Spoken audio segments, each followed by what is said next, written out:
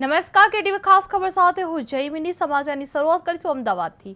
અમદાવાદમાં પેટ્રોલ અંગે ફેલાતી અફવાઓ વચ્ચે તંત્ર દ્વારા સ્પષ્ટતા કરવામાં આવી છે કે સરકાર તરફથી કોઈ પણ પ્રકારનું સત્તાવાર નોટિફિકેશન જાહેર કરવામાં આવ્યું નથી, તેથી નાગરિકોએ ગભરાવાની જરૂર નથી અને અફવાઓમાં આવી અનાવશ્યક ભીડ ઊભી ન કરવી તેવી અપીલ પણ કરવામાં આવી રહી છે।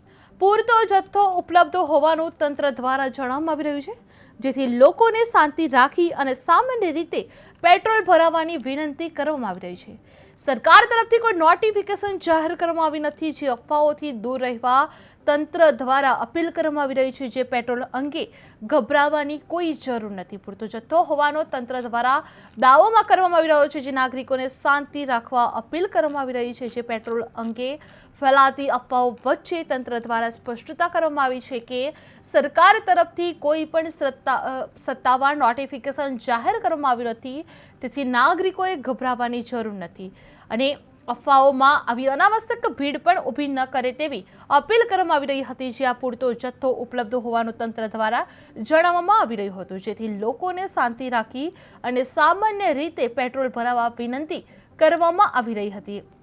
જે સરકાર તરફથી કોઈ પણ પ્રકારની નોટિફિકેશન જાહેર કરવામાં આવી નથી, અફવાઓથી દૂર રહેવા તંત્ર દ્વારા અપીલ કરવામાં આવી હતી। પેટ્રોલ અંગે ગભરાવાની કોઈ પણ જરૂર નથી, પૂરતો જથ્થો હોવાનો તંત્ર દ્વારા દાવો કરવામાં આવી રહ્યો છે। નાગરિકોને શાંતિ રાખવા માટે તંત્ર દ્વારા અપીલ કરવામાં આવી રહી છે।